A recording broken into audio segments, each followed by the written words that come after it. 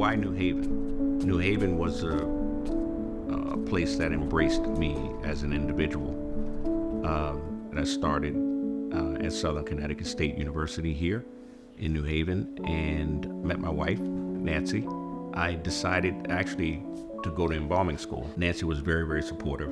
By the grace of God, I was able to start this business with about $3,000. I think I had $3,500 in my account at the time. That was it. I had my suits and I had my knowledge, and I had my wife that was supportive of me. I got a call from a woman named Alice Rawlins. I buried in her family before. She says, Howard Herman died. That was her husband.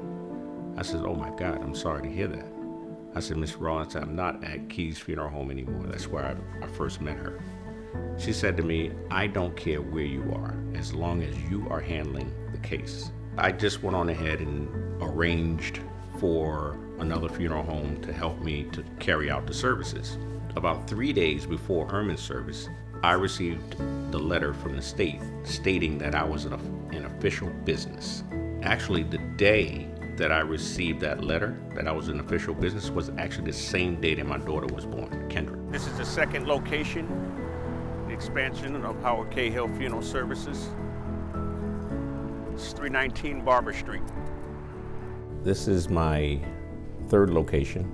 It's located 94 Granby Street, and that's in Bloomfield, Connecticut. It is the home of Henry L. Fuqua Funeral Service. It's the organization, the company that I purchased. I worked for Key's Funeral Home, the first black funeral home in the state of Connecticut. A lot of people don't know this, but Key's Funeral Home was part of the Underground Railroad. There was a place in the basement where folks who were escaping slavery, they stayed there. We are now at Cedar Hill Cemetery. It's one of the largest cemeteries in the Northeast. I'm standing at the graveside of Henry. His full name was Henderson Green. Henry was a slave who requested to be buried with his slave owner's family. Henry died in 1911, and it wasn't until 2010 his full name was placed on the monument here. There's a lot of American history here that is very important to black people.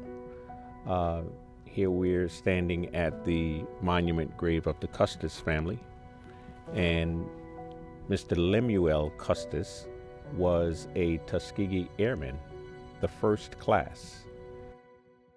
You plan for your retirement, you plan for vacation. Pre-planning for your own demise is just as important. Of course, no one wants to die, but it's inevitable. Life and death are inextricably bound, and pre-planning could be a great investment for your family. As a black funeral director, in my mind, we are the keepers of our own culture. We don't quite understand that, so that's my vision, to help to facilitate the building of healthy black communities, not just the bricks and mortar, but the culture and also the people themselves. It's 20 years later, and I did not see myself having 3 locations. I saw myself being here 20 years, but not with 3 locations. It's been an amazing journey. I feel like we're just getting started, and I feel that there is so much more that we can do, not just for this business, but for the community. That's who I serve. When I'm speaking to the broader community, I sort of dig in on uncomfortable conversations. That's been sort of my brand. We need to talk about these things that America has done and that hasn't acknowledged.